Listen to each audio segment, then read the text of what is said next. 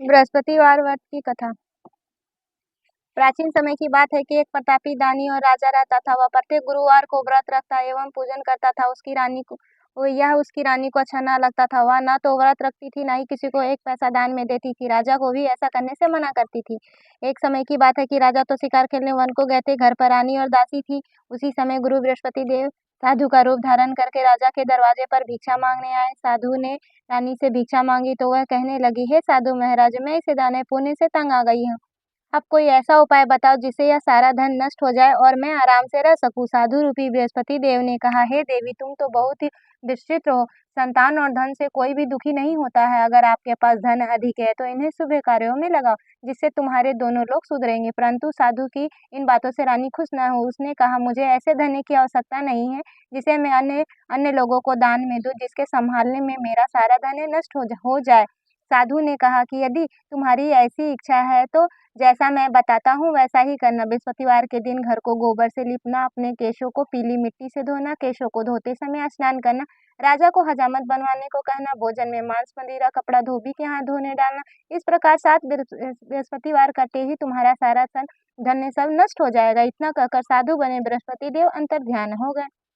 साधु के कहे अनुसार रानी को केवल 3 बृहस्पतिवार ही बीते थे। उनकी सब धन संपत्ति सब नष्ट हो गई। परिवार के लिए भोजन परिवार के लिए तरसने लगा। एक दिन राजा अपनी रानी से बोला, हे रानी, तुम यहाँ रहो, मैं दूसरे देश को जाता हूँ, क्योंकि यहाँ मुझे सभी जानते हैं, इसलिए कोई छोटा कार्य नहीं कर सकता हूँ। ऐसा कहकर राजा परदेश चला गया। वहाँ वहाँ से जंगल से लकड़ी काट कर लाता और शहर में बेचता। इस तरह का अपना जीवन व्यतीत करने लगा। इधर राजा के बिना रानी और दासी दुखी रहने लगे। एक समय जब रानी और दासी को 7 रोज बिना भोजन के रहना पड़ा, तभी रानी ने अपनी दासी से कहा कि हे दासी, पास ही नगर में मेरी बहन रहती है, वह बड़ी ही धनवान है, तो उसके पास जा कुछ ले आ, ताकि कुछ समय गुजर बसर हो जाएगी। दासी रानी की बहन के पास गई। उस दिन बृहस्पतिवार था। रानी की बहन उस समय बृहस्पतिवार व्रत की कथा सुन रही थी। दासी ने रानी की बहन को अपनी रानी का संदेश दिया, लेकिन रानी की बहन से कोई उत्तर नहीं मिला। जब दासी को रानी की बहन से कोई उत्तर नहीं मिला तो वह बहुत दुखी हुई और क्रोध भी आया। दासी वापस आकर रानी को सारी बात बता दी। सुनकर रानी ने अपने भाग्य को कोसा। उधर रानी की बहन ने सोचा, मेरी बहन की दासी आई थी, परंतु मैं उससे कुछ न बोली, इससे वह बहुत दुखी हुई होगी। कथा को सुनकर विष्णु भगवान का पूजन समाप्त कर अपनी बहन के घर चली गई। कहने लगी, हे बहन, मैं बृहस्पतिवार व्रत की कथा कह रही थी। तुम्हारी दासी गई थी, परंतु जब तक कथा होती है तब तक न उठते हैं न बोलते हैं, इसलिए मैं नहीं कही। कहो दासी क्यों गई थी? रानी बोली, बहन, हमारे घर अनाज नहीं था। ऐसे कहते कहते रानी के आंखें भर आई और दासियों समेत भूखा रहने की बात जब रानी की बहन को बता दी तो रानी की बहन बोली, बहन देखो, बृहस्पति देव भगवान सबकी मनोकामना पूर्ण करते हैं। देखो, शायद तुम्हारे घर में अनाज रखा होगा। यह सुनकर दासी घर के अंदर गई और उसे एक घड़ा अनाज का भरा मिल गया। उसे बहुत हैरानी हुई, क्योंकि उसने एक एक बर्तन देख लिया था। उसकी उसने बाहर आकर रानी को बताया। दासी रानी से कहने लगी, हे रानी, जब हमको अन्न नहीं मिलता था तो हम व्रत ही किया करते थे, इसलिए क्यों ना हम इनसे व्रत की विधि पूछ ली जाए, हम भी व्रत किया करेंगे। दासी रानी से कहने लगी। पर रानी ने अपनी बहन से बृहस्पतिवार व्रत के बारे में पूछा। उसकी बहन ने बताया, बृहस्पतिवार व्रत में चने की दाल से मनक्का से विष्णु भगवान के केले के जड़ में पूजन करे तथा दीपक जलाएं, पीला भोजन करे, कथा कहे तथा सुने। इससे गुरु भगवान प्रसन्न होते हैं और मनोकामना पूर्ण करते हैं। व्रत और पूजन की विधि बताकर रानी की बहन ने अपने घर लौट गई। रानी और दासी ने दोनों ने निश्चय किया कि बृहस्पतिवार व्रत का पूजन जरूर करेंगे 7 रोज बार। जब बृहस्पतिवार आया तो उन्होंने व्रत रखा। गुड़शाले से जाकर चना और गुड़ बीन कर ले आए। उसी दाल से केले के जड़ में विष्णु भगवान का पूजन किया। अब पीला भोजन कहाँ से आए? दोनों बहुत ही दुखी हुई, परंतु उन्होंने व्रत किया था, इसलिए बृहस्पति देव प्रसन्न थे। एक साधारण व्यक्ति के रूप में 2 थालों में पीला सुंदर भोजन लेकर आए और दासी को देकर बोले, हे दासी, यह भोजन तुम्हारे लिए है और तुम्हारे लिए और तुम्हारी रानी के लिए है, इसे तुम दोनों ग्रहण करना। दासी भोजन पाकर बहुत ही प्रसन्न हुई। उसने सारी बात रानी को बताई। उसके बाद में वह प्रत्येक बृहस्पतिवार को गुरु भगवान का व्रत और पूजन करने लगी। बृहस्पति भगवान की कृपा से फिर से धन हो गया और फिर रानी उसी प्रकार आलस करने लगी। तब दासी बोली, देखो रानी, तुम इस प्रकार आलस करती थी तो तुम्हें धन रखने में कष्ट होता था, इस कारण सभी धन नष्ट हो गए हैं। अब गुरु भगवान की कृपा से धन मिला है तो फिर तुम्हें बहुत आलस होता है और बड़ी मुसीबतों के बाद हमने यह धन पाया है, इसलिए हमें निदान कर पुण्य करना चाहिए। अब भूखे मनुष्य को भोजन करवाओ, प्याले लगवाओ, ब्राह्मण को दान दो, कुआं, तालाब, बावड़ी आदि का निर्माण कराओ, मंदिर पाठशाला बनवा कर ज्ञान दान दो, कुंवारी कन्याओं का विवाह कराओ, अर्थात धन्य को शुभ कार्यों में खर्च करो, जिससे तुम्हारे कुल का यश बढ़ेगा और स्वर्ग स्वर्ग प्राप्त हो और पितर प्रसन्न हो। दासी की बात मानकर रानी शुभ कर्म करने लगी, फिर यश फैलने लगा। एक दिन रानी और दासी आपस में विचार करने लगे, न जाने राजा किस दशा में होंगे, उनकी कोई खोज खबर भी नहीं है। उन्होंने श्रद्धा पूर्वक गुरु बृहस्पति भगवान से प्रार्थना की और कहा कि राजा जहाँ कहीं भी हो वह शीघ्र ही वापस आ जाए। राजा उधर प्रदेश में बहुत दुखी रहने लगा। वह प्रतिदिन जंगल में से लकड़ी बीन कर लाता और उसे शहर में बेचकर अपना दुखी जीवन व्यतीत करने लगा। बड़ी कठिनता से व्यतीत करने लगा। एक दिन दुखी होकर वह अपनी पुरानी बातों को याद करके रोने लगा और उदास हो गया। उसी समय राजा के पास बृहस्पति देव साधु का वेश बनाकर बोले, हे लकड़हारे, तुम इस सुनसान जंगल में किस चिंता में हो, मुझको बताओ।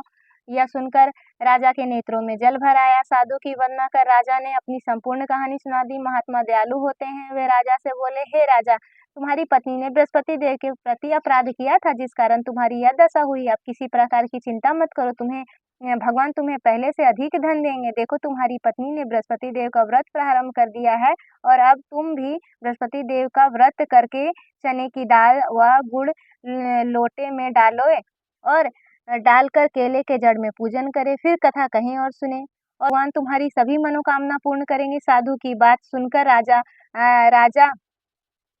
राजा बोला, हे प्रभु, लकड़ी बेचकर इतना पैसा नहीं मिलता है जिसे मैं भोजन के उपरांत कुछ बचा सकूं। मैंने रात्रि में अपनी रानी को व्याकुल देखा है। मेरे पास तो कोई साधन नहीं है जिससे जिससे उसका समाचार जान सकूं। फिर बृहस्पति देव की क्या कहानी कहूँ, यह मुझे भी मालूम नहीं है। साधु ने कहा, हे राजा, मन में बृहस्पति देव भगवान का पूजन व्रत का निश्चय करो, वे स्वयं तुम्हारे लिए कोई राह बना देंगे। बृहस्पति देव के दिन रोजाना की तरह तुम लकड़ियां लेकर शहर में जाओ, तुम्हें रोज से दुगना धन प्राप्त होगा, जिससे तुम भली भांति भोजन भी कर लोगे और बृहस्पति देव के पूजन का सामान भी आ जाएगा। जो तुमने बृहस्पति देव की कहानी के बारे में पूछा है वह इस प्रकार है। बृहस्पति देव की कहानी। प्राचीन समय में एक बहुत ही निर्धन ब्राह्मण रहता था। उसकी कोई संतान नहीं थी। वह नित्य पूजा पाठ करता और उसकी स्त्री ना स्नान करती, ना ही किसी देवता का पूजन करती थी। इस कारण ब्राह्मण देवता बहुत दुखी रहते थे। भगवान की कृपा से ब्राह्मण के यहाँ एक कन्या उत्पन्न हुई। कन्या पिता के घर में बड़ी होने लगी। प्रातः स्नान करके वह भगवान विष्णु का जाप करती, बृहस्पति देव का व्रत भी करने लगी। पूजा पाठ समाप्त कर पाठशाला जाती तो अपनी मुट्ठी में जौ भर ले जाती और पाठशाला के जाने के मार्ग में डालते जाती। लौटते समय वह स्वर्ण के हो जाते तो वह घर लौटकर बीनकर ले आती। एक दिन वह बालिका सोने के जौ को में फटक रही थी, साफ कर रही थी। तभी उसकी माँ ने देखा और कहा, हे बेटी, सोने के जौ को फटकने के लिए सोने का ही सूप होना चाहिए। दूसरे दिन गुरुवार था। कन्या ने व्रत रखा। बृहस्पति देव से सोने के सूप देने की प्रार्थना की। बृहस्पति देव ने उसकी प्रार्थना स्वीकार कर ली। रोजाना की तरह वह कन्या जौ फैलाती हुई पाठशाला चली गई। पाठशाला से लौटकर जब वह जौ बीन रही थी तो बृहस्पति देव की कृपा से उसे सोने का सूप मिला। फिर वह घर ले गई और उसमें वह जौ साफ करने लगी, परंतु उसकी माँ का वही ढंग रहा। एक दिन की बात है कि कन्या सोने के सूप को में जौ साफ कर रही थी। उस समय उस नगर का राजकुमार वहां से होकर निकला। कन्या के रूप को देखकर वह मोहित हो गया। राजमहल में आकर वह भोजन और जल को त्याग कर उदास हो लेटा।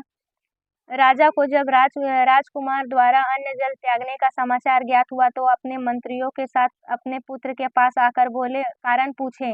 राजकुमार राजकुमार ने राजा को उस लड़की के घर का पता बता दिया। मंत्री उस लड़की के घर गया। मंत्री ने ब्राह्मण के समक्ष राजा की ओर से निवेदन किया। कुछ दिन के बाद फिर ब्राह्मण की कन्या का विवाह राजकुमार के साथ संपन्न हो गया। कन्या के घर से जाते ही ब्राह्मण के घर में पहले की भांति गरीबी का निवास हो गया। एक दिन दुखी होकर ब्राह्मण अपनी पुत्री से मिलने गए।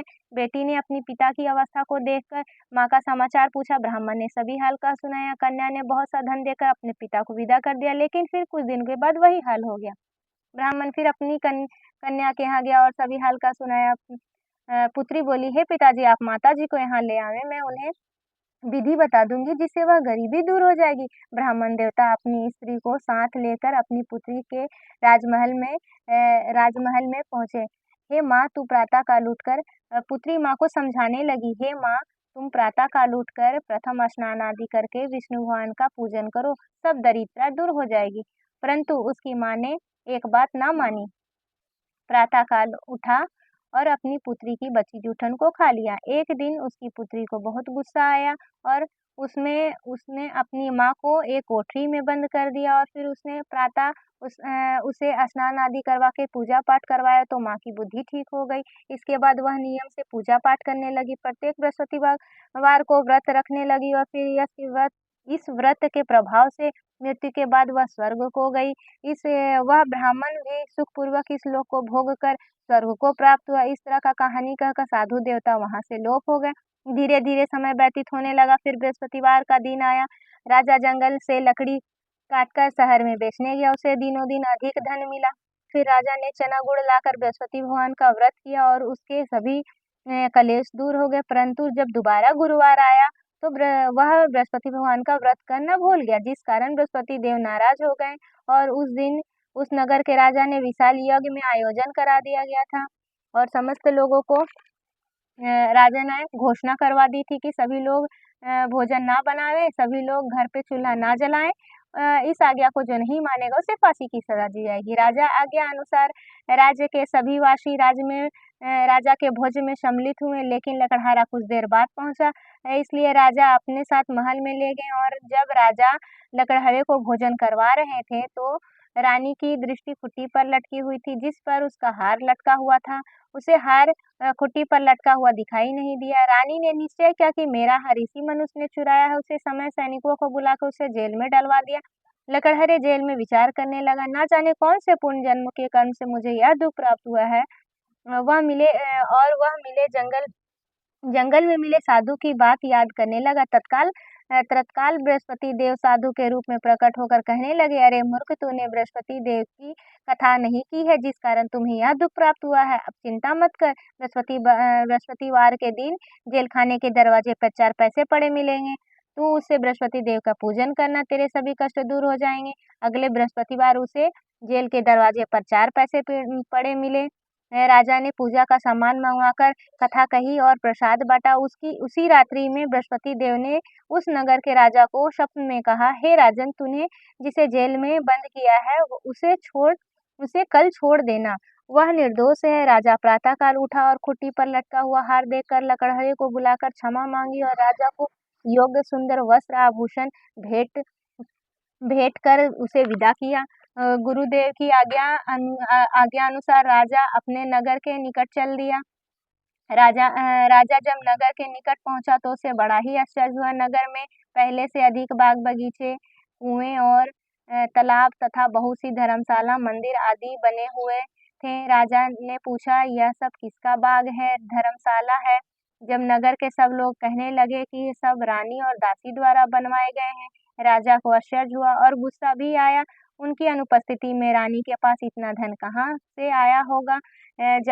जब रानी ने यह खबर सुनी तो राजा आ रहे हैं तो उन्होंने अपनी दासी से कहा कि हे दासी, देख, राजा हमको कितनी बुरी हालत में छोड़ गए थे, कहीं वे हमारी हालत देखकर लौट न जाए, इसलिए तू दरवाजे पर ही खड़ी हो जा। रानी की आज्ञा अनुसार दासी दरवाजे पर खड़ी हो गई। जब राजा आए तो उन्हें अपने साथ महल में लिवा लाई। जब राजा ने क्रोध करके तलवार निकाली और पूछने लगा, बताओ तुम्हें यह धन कैसे प्राप्त हुआ है। जब रानी ने सारी कथा कह सुनाई, राजा ने निश्चय किया कि मैं रोजाना दिन में 3 बार कहानी कहूँगा और रोज व्रत किया करूँगा। अब हर समय राजा के दुपट्टे में चने की दाल बंधी रहती थी। दिन में 3 बार कहानी कहता और हर रोज राजा ने विचार किया कि चलो मैं अपनी बहन के यहाँ हो आऊँ। इस तरह का निश्चय कर राजा घोड़े पर सवार होकर अपनी बहन के यहाँ चल दिया। मार्ग में उसने देखा कि कुछ आदमी एक मुर्दे को लिए जा रहे हैं। उन्हीं लोगों को रोक कर कहने लगा, अरे भाई जरा मेरी बृहस्पति देव की कथा सुन ले। वे बोले, लो हमारा तो आदमी मर गया, इन्हें कथा की पड़ी है। परंतु कुछ लोगों ने कहा, अच्छा कहो हम तुम्हारी कथा भी सुनेंगे। राजा ने दाल निकाली और कथा शुरू की। जब आधी कथा हुई तो मुर्दा हिलने लगा और कथा समाप्त हुए। राम राम कहते हुए मुर्दा खड़ा हो गया। राजा आगे बढ़ा और चलते चलते शाम हो गई। मार्ग में एक किसान खेतों में हल चलाते हुए मिला। राजा ने उसे कथा सुनने का अनुग्रह किया, लेकिन वह नहीं माना। राजा आगे चल पड़ा। राजा के हटते ही बैल पछाड़ खाकर गिर गया और किसान के पेट में भी बहुत जोर से दर्द होने लगा। उसी समय किसान की पत्नी रोटी लेकर आई और उसे जब देखा तो अपने पुत्र से सब हाल पूछा। बेटे ने सभी हाल बता दिया। बुढ़िया दौड़ी दौड़ी उस घोड़सवार के पास पहुंची और बोली, मैं तेरी कथा सुनूंगी, तू अपनी कथा मेरे खेत पर चल के कहना। राजा ने लौटकर बुढ़िया के खेत पर जाकर कथा कही, जिसके सुनते ही बैल खड़ा हो गया और किसान के पेट का दर्द भी बंद हो गया। राजा अपनी बहन के घर पहुंचा। बहन ने भाई की खूब मेहमानी की। दूसरे रोज राजा जब प्रातःकाल जब जगा तो वह देखने लगा कि सब लोग भोजन कर रहे हैं। राजा ने अपनी बहन से पूछा, ऐसा कोई मनुष्य है जिसने भोजन नहीं किया है, जो मेरे बृहस्पति देव की कथा सुन लो। बहन बोली, हे भैया, यह ऐसा ही देश है। पहले यहाँ लोग भोजन करते हैं, अन्य काम करते हैं। फिर एक कुम्हार के घर गई, जिसका लड़का बीमार हुआ। उसे मालूम हुआ कि यहाँ 3 रोज से किसी ने भोजन नहीं किया है। रानी ने अपनी भाई की कथा सुनने के लिए कहा। वह तैयार हो गया। राजा ने जाकर बृहस्पति देव की कथा कही, जिसके सुनते ही उसका लड़का ठीक हो गया। जब राजा की प्रशंसा होने लगी, लड़का ठीक हो गया। अब तो राजा की प्रशंसा होने लगी। एक दिन राजा ने अपनी बहन से कहा, हे बहन, मैं अब अपने घर को जाऊंगा, तुम भी तैयार हो जाओ। तब राजा की बहन ने अपनी सास कही, हाँ तू चली जा, परंतु अपने लड़के को मत ले जाना, क्योंकि तेरे भाई को कोई संतान नहीं है। बहन ने अपने भाई से कहा, हे भैया, मैं तो चलूंगी, परंतु कोई बालक नहीं जाएगा। अपनी बहन को भी छोड़कर दुखी मन से राजा अपने नगर को लौट आया। राजा ने अपनी रानी को सारी कथा बताई। बिना भोजन के वह शैय्या पे लेट गया। रानी बोली, हे प्रभु, बृहस्पति देव ने हमें सब कुछ दिया है, तो वे हमें संतान अवश्य देंगे। उसी रात्रि में बृहस्पति देव ने स्वप्न में कहा, हे राजन, उठ, सभी सोच त्याग दे, तेरी रानी गर्भवती है। राजा को यह जानकर बहुत ही खुशी हुई। 9वें महीने के गर्भ से एक सुंदर पुत्र पैदा हुआ। जब राजा बोला, हे रानी, स्त्री बिना भोजन के रह सकती है, परंतु बिना कहे नहीं रह सकती है। जब मेरी बहन आवे तो उससे कुछ भी मत कहना। रानी ने हाँ कह दी। जब राजा की बहन ने यह शुभ समाचार सुना तो वह बहुत ही खुशी हुई और बधाई लेकर अपने भाई के यहाँ आई। रानी की बहन ने उसे उलाहना दिया। जब भाई अपने साथ ला रहे थे तब तो टाल दी और आज उनके साथ ना आई, और आज अपने आप भागी भागी बिना बुलाए आ गई। तो राजा की बहन बोली, भाई, मैं इस प्रकार ना करती तो तुम्हें औलाद कैसे होती। बृहस्पति देव सबकी कामनाएं पूर्ण करते हैं। जो सद्भावना पूर्वक से बृहस्पति देव का व्रत कथा कहता, पढ़ता, सुनता और दूसरों को सुनाता है, बृहस्पति देव उनकी सभी मनोकामनाएं पूर्ण करते हैं और उनकी सदैव रक्षा करते हैं। जो संसार में सद्भावना से गुरुदेव का व्रत सच्चे हृदय से करता है, उनकी सभी मनोकामनाएं वैसे ही पूरी होती है जैसे सच्ची भावना से राजा रानी ने बृहस्पति देव के कथा का गुणगान किया था और उनकी सभी इच्छाएं बृहस्पति देव ने पूर्ण की। अनजाने में बृहस्पति देव की उपेक्षा न करें, ऐसा करने से सुख शांति नष्ट हो जाती है, इसलिए सुनने के बाद प्रसाद लेकर जाना चाहिए और हृदय में मन ही मन जयकारा बोलना चाहिए। बोलो बृहस्पति भगवान की जय, बोलो विष्णुदेव की जय। आरती बृहस्पति देव। ओम जय बृहस्पति देवा, ओ स्वामी जय बृहस्पति देवा। छिन छिन भोगे लगाऊं, छिन छिन भोगे लगाऊं, कदली फल मेवा। ओम जय बृहस्पति देवा, तुम पूर्ण परमात्मा, तुम अंतर्यामी। ओ स्वामी तुम अंतर्यामी, जगत पिता जगदीश्वर, जगत पिता जगदीश्वर, तुम सबके स्वामी। ओम जय बृहस्पति देवा, चरणामिति नित निर्मल, सबे पातक हरता। ओ स्वामी सबे पातक हरता, सकल मनोरथ दायत, सकल मनोरथ दायत, कृपा करो भरता। ओम जय बृहस्पति देवा, तन मन धन अर्पण कर दूं, जो जन शरण पड़े। ओ स्वामी जो जन शरण पड़े, प्रभु प्रकट तब होकर। ओम जय बृहस्पति देवा, दीन दयाल दयानिधि, भक्तन हितकारी। ओ स्वामी भक्तन हितकारी, पाप दोष सब हरता, पाप दोष सब हरता, भव बंधन हारी। ओम जय बृहस्पति देवा, सकल मनोरथ दायत, सब संशय हारो। स्वामी सब संशय हारो, विषय विकार मिटाओ, विषय विकार मिटाओ, संतन सुखकारी। ओम जय बृहस्पति देवा, जो कोई आरती तेरी प्रेम सहित गावे। ओ स्वामी प्रेम सहित गावे, चेष्टानंद आनंद सो फल निश्चय पावे। ओम जय बृहस्पति देवा, ओम जय बृहस्पति देवा। ओ स्वामी जय बृहस्पति देवा। सब बोलो विष्णु भगवान की जय, बोलो बोलो विष्णु देव की जय, बोलो बोलो बृहस्पति भगवान की।